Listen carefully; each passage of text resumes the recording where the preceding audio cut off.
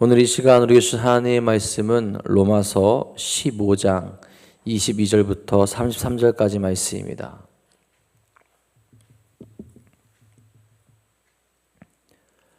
로마서 15장 22절부터 33절까지 말씀입니다.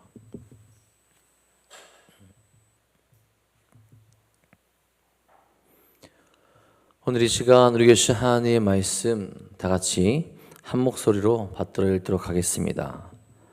그러므로 또한 내가 너희에게 가려 하던 것이 여러 번 막혔더니 이제는 이 지방에 일할 곳이 없고 또 여러 해 전부터 언제든지 서바나로 갈 때 너희에게 가기를 바라고 있었으니 이는 지나가는 길에 너희를 보고 먼저 너희와 사귐으로 얼마간 기쁨을 가진 후에 너희가 그리로 보내주기를 바람이라. 그러나 이제는 내가 성도를 섬기는 일로 예루살렘에 가노니 이는 마게도냐와 아가야 사람들이 예루살렘 성도 중 가난한 자들을 위하여 기쁘게 얼마를 연보하였음이라.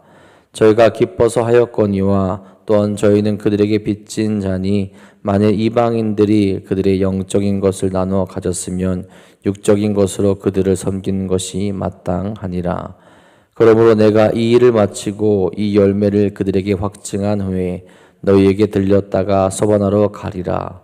내가 너희에게 나아갈 때에 그리스도의 충만한 복을 가지고 갈 줄을 아노라. 형제들아, 내가 우리 주 예수 그리스도와 성령의 사랑으로 말미암아 너희를 권하노니 너희 기도에 나와 힘을 같이하여 나를 위하여 하나님께 비로 나로 유대에서 순종하지 아니하는 자들로부터 건짐을 받게 하고 또 예루살렘에 대하여 내가 섬기는 일을 성도들이 받을 만하게 하고 나로 하나님의 뜻을 따라 기쁨으로 너희에게 나아가 너희와 함께 편히 쉬게 하라. 평강의 하나님께서 너희 모든 사람과 함께 계실지어다. 아멘. 오늘도 우리의 참된 소망이 되신 주님과 함께 거룩하고 복된 길로 또 우리를 진정으로 쉬게 하는 그 평안의 길로 나아가는 귀하고 복된 하루 되시기를 간절히 소망합니다. 여러분, 예수님을 만난 사람과 만나지 않은 사람의 모습은 어떠할까요? 우리가 당연히 알고 있죠. 전혀 다른 삶을 살아가게 됩니다. 이전에 나를 내려놓게 되고 예수 그리스도로 삶을 살아가는 자들이 되죠. 어려움 속에서도 주님을 찾는 사람이 되고 또 그 속에서도 주님께 감사하는 마음을 가질 수 있는 힘과 능력을 얻게 되죠. 이것이 바로 예수님을 진정으로 만난 사람들의 모습입니다. 우리의 모습은 어떠합니까? 예수님을 만난 사람으로 매일매일을 살아가고 있습니까? 그래서 우리 안에 예수님을 모시고 매일매일 나의 삶이 바뀌어 가는 것을 인식하며 또한 경험하며 그런 모습 가운데로 나아가고 있는지 돌아볼 수 있기를 간절히 소망합니다. 우리의 삶에서 예수 그리스도의 비전을 품고 살아가고 있는지, 정말 예수님을 만난 사람으로서 예수 그리스도로 만족하며 그 모습이 우리 가운데 가득 넘쳐나고 있는지 바라볼 수 있어야 되겠죠. 예수님의 생명, 빛, 그 사랑을 체험하고도 내가 그 변하지 않는다면, 내가 여전히 이전의 모습으로 나아가고 있다면 그것은 예수님을 만나고 진정으로 변한 것이 아니라 그저 예수님을 알고 그치는 것에 머물고 있다라는 거죠. 오늘도 우리가 정말 예수님을 만난 사람으로서 변할 수 있기를 바라고 그 모습으로 이 세상 가운데 빛과 소금의 역할을 감당할 수 있는 사랑하는 성도님들 되시기를 간절히 소망합니다. 우리가 계속 읽고 있는 로마서의 저자인 바울, 이 바울의 모습은 어떠했습니까? 예수님을 만난 후와 만나기 전의 모습이 정말로 180도 달라진 것을 보게 되죠. 예수님을 만나 변화된 사람의 모습을 떠올리게 될 때 오히려 아마 바울을 떠올리게 되면 정말 좋을 것 같습니다.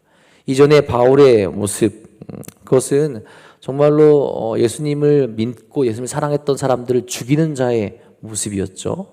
그가 가운데 자기 자신을 섬기며 자기 자신을 높이며 내가 하는 것이 무조건 옳다고 이야기하는 교만함이 그 가운데 있었습니다. 하지만 예수님을 만난 이후에 그가 하게 되는 여행과 그 여행의 목적이 완전히 달라지게 됐죠.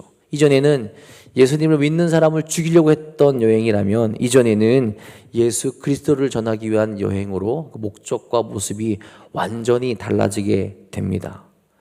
바울은 예기치 못한 장소에서 예기치 못한 방법으로 예수님을 만나게 되었죠. 그는 빛으로 성령으로 오신 예수님을 만나게 됩니다. 그리고 그 만남으로 인해서 그의 인생은 엄청난 변화를 일으키게 되죠. 큰 자라는 뜻을 가진 사울이라는 이름 대신 작은 자라는 뜻의 이름의 바울로 이름이 바뀌게 됩니다. 그리고 자신의 학문 철학을 버리고 예수님을 전하는 전도자로 바뀌게 되죠. 오직 주님을 전할 사명으로 그의 삶이 바뀌게 되었다라는 겁니다. 그가 하나님의 사람으로서 나아가게 될 때, 하나님의 사람으로서 그렇게 살아가게 될 때, 예수 그리스도를 만나게 될 때 그의 사명이 바뀌게 되고 그가 무엇을 해야 되는지 정확하게 알게 되었다라는 거죠. 그리고 또한 그는 이제는 내 생각이 아니라 하나님의 때를 기다리는 사람이 되게 됩니다.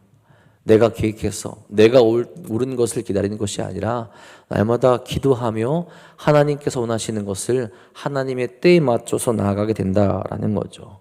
오늘 말씀에 보면 사도 바울은 로마를 방문하고 싶었던 계획이 분명히 있었죠. 22절에 이렇게 말합니다. 그러므로 또한 내가 너에게 가려 하던 것이 여러 번 막혔더니 라고 그렇게 이야기를 합니다. 이런 내용은 바울 자신이 과거에 로마를 방문하려고 했던 계획이 있었으나 여러 차례 무산되었다라는 것을 의미하죠. 이는 바쁜 선교 일정으로도 볼 수 있지만 근본적인 원인은 하나님께서 허락하지 않으셨기 때문입니다. 그러니 하나님께서 정하신 그 시간까지 바울은 기다리겠다라는 거예요.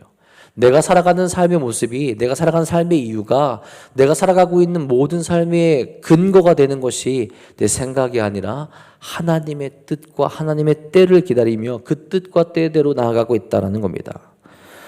우리는 바울의 계획이 가끔 막히는 것을 성경에서 보게 되죠. 로마로 가고자 했던 계획뿐만 아니라 아시아에서 복음을 전하고자 했던 계획도 그러했습니다. 아시아에서 복음을 전하지 못하도록 막은 분이 있는데 그분은 바로 성령님이시죠. 이는 그를 하나님의 계획 가운데에서 나아가게 하시며 마게도냐의 복음화를 하게 하기 위해서 그렇게 하신 겁니다. 하나님의 때가 언제인지 바울은 알 수 없을 겁니다. 물론 우리는 바울이 언제 로마로 가게 되는지 압니다. 그가 잡혀서 로마로 가게 되고 거기서 주님의 증인이 되리라는 것을 우리는 알고 있죠. 그렇게 함으로 말미암아 하나님께서 원하는 순간에 하나님의 방법대로 그가 로마에서 또한 전도하고 선포하는 것을 보게 됩니다. 하나님께서 원하는 삶을 살아가지만 하나님의 때를 기다리고 순종하는 것은 여러분 결코 쉬운 일은 아니죠. 나의 열심이 하나님의 뜻을 거역하게 될 때도 있기 때문에 그렇습니다. 그런 면에서 바울은 진정한 그리스도인의 모습을 보여주는 겁니다. 가야 할 곳도 많고 어디든 하나님의 말씀을 전해야 하지만 무엇보다도 하나님의 뜻을 들으며 그 때에 맞춰서 내가 순종하며 나아간다라는 것. 그것이 정말로 하나님께서 기뻐하시는 그리스도인의 모습이라는 거죠. 우리도 하나님의 일을 하면서 하나님의 뜻과 때를 기다려야 할 때가 분명히 있습니다. 그때가 언제인지 알 수 없기에 답답할 때도 분명히 있어요.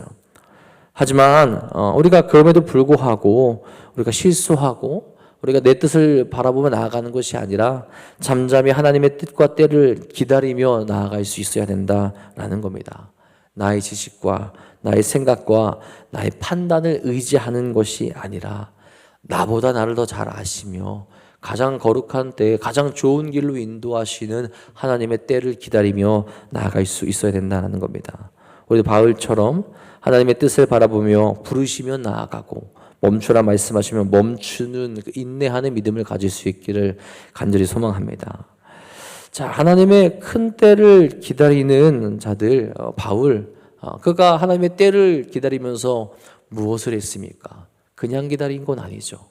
여전히 그가 있는 그 자리에서 하나님께서 나를 이곳으로 보내셨다라는 것을 기억하며 사명을 온전히 실행하게 됩니다.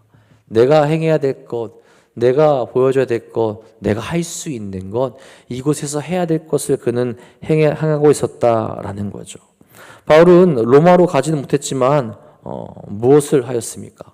서반으로 가기 위한 비전을 품었고 또한 지금 당장 해야 할 일에 충성을 하였죠. 바울은 지금 로마로 가지 못했지만 그의 삶에서 성령께서 인도하시는 대로 또한 그가 해야 될 것에 관심을 가지며 그것에 충성을 다했다라는 겁니다. 여러분, 바울이 가려는 종착지가 어디입니까? 바울이 있어서 이 세상을 살아가는 삶의 자리에서 그는 종착지가 따로 있지 않았습니다. 종착지는 하나님의 품이라는 것을 기억하며 어디든 살아있는 동안 죽는 그 순간까지 복음을 전하겠다라고 그렇게 이야기를 했죠. 서바나로 가야 그의 사역이 끝나는 것도 아니고 서바나에서 전도한 후에 생명이 있는 한 그는 어디로든 전도하러 가는 겁니다. 아마 천국에 가는 그날까지 온 땅에 이르도록 복음을 전했을 겁니다. 그것이 그의 사명이었기 때문에 그렇죠. 복음을 전하는 것, 하나님 말씀을 전하는 것, 예수 그리스도의 그 십자가의 사랑을 전하는 것, 그게 그것의 사명이었기 때문에 있는 그 자리에서 다시 비전을 품고 다시 마음을 품고 사명을 다하며 행해야 할 것을 행하게 된다라는 겁니다. 23절의 말씀 보면은 그의 모습이 잘 나타납니다. 이제는 이 지방에 일할 곳이 없고, 바울이 말한 지방, 즉 지중해 일대의 모든 지역에 사람들에게 복음을 전하는 그 일, 특별히 지금 그에게 있어서 이 지역에서 복음을 전할 수 있는 일들 다 전한 건 아니지만 내가 더 이상 여기서 수고하며 이곳에 있는 것이 아니라 이제는 다른 곳에 가서 복음을 전해야겠다라고 의미한다라는 겁니다. 바울이 로마에 대해서 이야기하면서도 그의 전도 열정을 끝내지 않죠. 로마에 들리겠지만 얼마간 기쁨을 가진 후에 보내달라라고 그렇게 이야기를 합니다. 로마는 이미 하나님의 말씀이 선포된 것이기 때문에 내가 너희를 만나 함께 기쁨의 시간을 가진 이후에 나의 사명, 하나님께서 주님께서 나에게 맡기신 그 일을 위해서 나를 기쁘게 보내달라라고 그렇게 이야기를 한다라는 겁니다. 그의 사명, 그의 계획, 그가 하고 싶은 것은 명확합니다. 하나님께서 그에게 맡기신 그 일을 위해서 나는 끝까지 나아가겠고 멈추지 아니하겠고 그 길을 달려가겠다라고 말합니다. 그러면서 또한 바울은 오늘 말씀에서 어떤 모습을 보여주냐, 성도를 섬기는 일에도 충실함을 보여주게 되죠. 지금 당장 그에게 맡긴 일 중에 하나가 바로 예루살렘에 그가 받은 연보, 즉 예물을 전달하는 일입니다. 25절에 말합니다. 그러나 이제는 내가 성도를 섬기는 일로 예루살렘에 가노니. 바울에게 가장 큰 일은 전도입니다. 하지만 그와 마찬가지로 성도들을 섬기는 일에도 최선을 다하고 있다는 것을 보여주게 되죠. 마게도냐와 아가야 사람들이 예루살렘에 있는 가난한 유대 성도들을 위해서 헌금을 하였고 바울이 그들의 헌금을 들고 예루살렘을 방문할 것이다라고 그렇게 이야기를 하죠. 정말 귀한 것 아닙니까? 어렵게 모인 새롭게 세워진 교회에서 그들의 모태가 되었던 그 교회의 성도들을 위해서 헌금을 하였고 바울은 그것을 기쁜 마음으로 들고 지금 자신에게 맡겨진 일을 위해서 그곳으로 가겠다라고 그렇게 이야기를 한다라는 거죠. 앞서 나아가서 앞만 보고 가는 것이 아니라 자신이 해온 일들에 대해서 책임감을 가지고 행하며 같이 나누고 서로 사랑하며 돌보는 일에도 바울이 앞장서는 것을 보게 됩니다. 이런 편지를 하면서 읽는 사람들로 하여금 깨닫게 하는 거예요. 자, 너희가 어떤 삶을 살아가야 되느냐? 하나님의 때와 하나님의 뜻을 찾을 수 있어야 되고 또한 너에게 맡겨진 그 사명, 너희가 살아가는 삶의 자리에서 너에게 맡겨진 것에 충성을 다하며 최선을 다하며 살아갈 수 있어야 된다라는 거죠. 너희 사명이 무엇이냐? 그 사명을 행하는데 너희 뒤도 돌아보면서 너에게 맡겨진 책임도 너에게 맡겨진 그 삶의 자리도 충성히 지키며 나아갈 수 있어야 한다라는 겁니다. 바울은 그것을 번거롭게 여기지 않았어요. 수많은 길을 걸어가야 되고 수많은 길을 가야 되겠지만 자기에게 맡겨진 그 일을 위하여서 그것을 기쁨으로 감당하며 나아가고 있다라는 겁니다. 하나님의 일을 함에 있어서 작고 큰 것이 있는 것이 아니라 하나님께서 기뻐하실 만한 일이라면 그리고 그것이 나에게 맡겨졌다면 그것을 기쁨으로 감당하게 된다라는 거죠. 때론 우리가 하려는 새로운 일들에 제동이 걸릴 때가 분명히 있습니다. 그럴 때 우리는 어떻게 합니까? 힘들어하고 아파하며 하나님 왜 나에게 이런 일이 있습니까? 하고 원망하진 않습니까? 여러분 그 순간 우리가 해야 될 것은 원망이 아니라 지금 나에게 맡겨진 일이 무엇인지를 다시 한번 깨닫고 하나님의 뜻에 순종하며 나아갈 수 있어야 된다는 거죠. 바울은 자기가 행하고 자기가 하고 싶었던 것이 막혔을지라도 하나님께 감사하며 지금 당장 그가 해야 될 것을 꾸준히 행하며 나아가게 되었다라는 겁니다. 그리스도인의 모습이 그러하다라는 거예요. 우리는 불평하는 자가 아니라 이미 받은 은혜대로 하나님께 감사하며 그 뜻에 따르며 그 사명을 감당할 수 있는 자들이 되어야 한다라는 겁니다. 바울의 모습이 우리의 모습이 될 수 있어야 한다는 거죠. 어디에 있건 하나님께서 맡기신 일을 날마다 충성으로 다하는 모습, 우리에게도 그런 모습이 날마다 일어나 하나님의 기쁨이 되는 사랑하는 성도인들 되시기를 간절히 소망합니다. 그리고 바울은 무엇을 이야기하느냐? 기도를 이야기합니다. 함께 기도하며 이 시기를 이겨나가자라고 그렇게 이야기를 하죠. 여러분 바울의 상황은 좋지 않았습니다. 바울을 죽이려는 사람들이 항상 있었고 어디에서 주님을 전하던 박해를 받을 만한 상황이 항상 일어나고 있었습니다.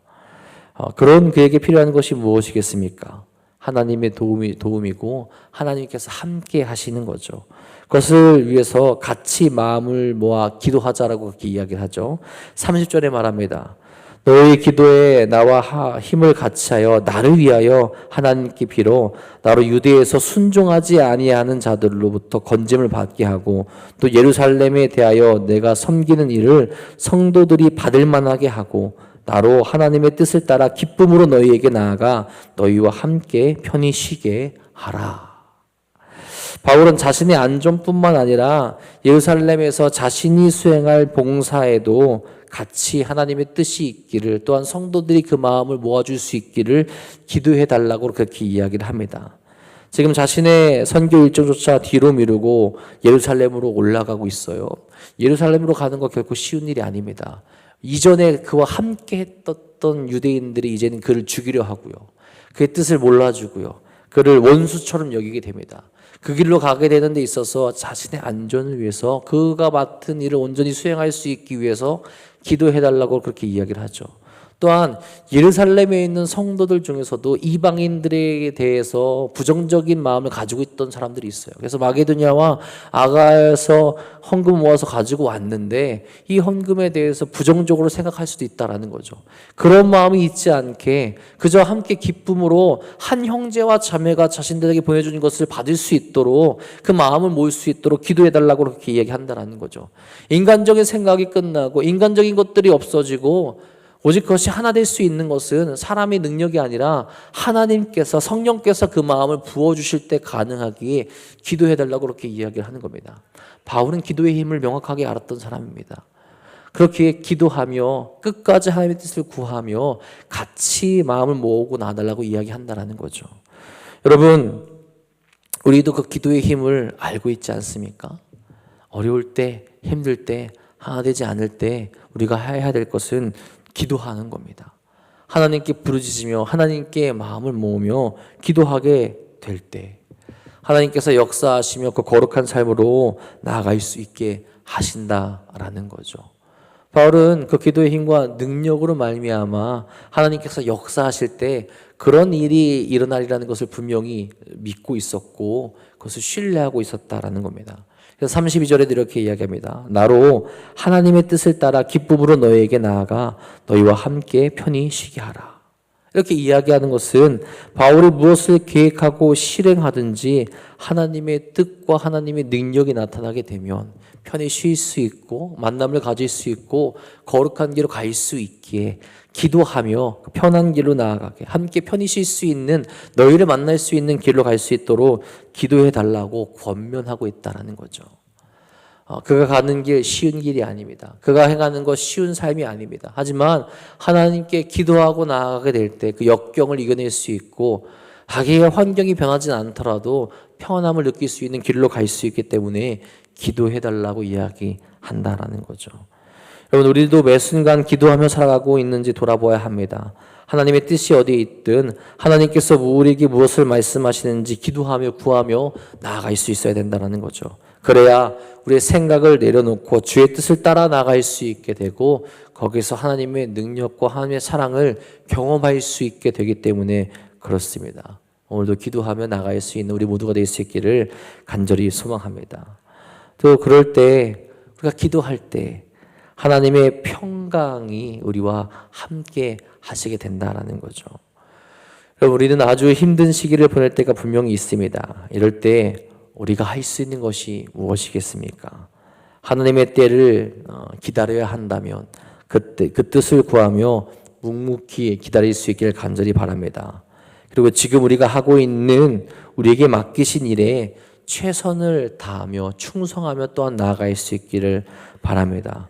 그리고 그 하는 것이 지금 하나님께서 원하시는 일임을 기억하며 멈추지 않고 함께 기도하며 또한 나아갈 수 있기를 간절히 소망합니다. 그런 우리를 하나님께서 사용하시고 하나님의 나라를 만들어가는 데 우리와 함께 동참하시리라 믿으시기를 바랍니다. 그리스도인의 모범이 되었던 바울의 모습을 기억하며 오늘 우리도 바울처럼 하나님의 사람으로서 승리하는 삶을 살아가시는 우리 사랑하는 도난동교회 성도님들 되시기를 주님의 이름으로 간절히 축복하고 축원합니다. 기도하겠습니다. 하나님, 오늘도 우리가 거룩한 길로 달려나갈 수 있기를 간절히 소망합니다. 우리를 넘어뜨리려는 세상에 많은 일들이 있겠지만 주여, 우리가 그것에 실망하지 않게 하여 주시고 하나님의 때를 구하며 하나님의 뜻을 바라보며 거룩한 길로 달려나갈 수 있는 사랑하는 이들 될 수 있도록 역사하여 주시옵소서. 하나님의 뜻에 순종하며 우리가 살아가는 삶의 자리에서 또한 날마다 충성된 모습으로 우리에게 맡기신 그 사명을 감당할 수 있는 자들 될 수 있도록 역사하여 주옵소서. 바울이 그러했습니다. 주님을 만난 그 순간부터 자신의 삶의 목적이 주님이 되었고 그렇기에 날마다 주의 뜻을 바라보며 하나님의 때를 구하며 하나님께 기도하며 자기의 사명을 감당하며 나아갔습니다. 주여, 오늘도 우리가 주님께 기도하며 나아가게 될 때 하나님의 때를 알게 하시고 우리의 사명을 깨닫게 하시고 날마다 기도하며 그 거룩한 삶으로 나갈 수 있는 힘과 능력을 허락하여 주시옵소서. 오늘도 사랑하는 이들 주 앞에 나와 부르짖으며 기도합니다. 저들의 부르짖음에 응답하여 주시고 저들의 어려움과 아픔을 감싸 만져 주셔서 회복하게 하여 주시며 날마다 하나님의 뜻 가운데로 나아갈 수 있는 일 될 수 있도록 역사하여 주시옵소서. 또한 하나님의 뜻 가운데 살아가게 될 때 주께서 주시는 그 평안함이 저들의 마음과 저들의 삶 가운데 가득 넘쳐날 수 있도록 또한 역사하여 주옵소서. 오늘도 기도하며 나가는 모든 순간순간마다 하나님께서 만지시고 역사하여 주셔서 우리가 홀로 살아가는 것이 아니라 주님과 함께 동행하고 있다는 사실 또한 기억하게 하여 주옵소서. 주께서 오늘도 우리와 함께 하여 주시며 거룩한 길로 또한 그리스도의 삶으로 인도하실 것 믿사오며 우리 사랑하신 예수님의 이름으로 감사하며 기도합니다. 아멘.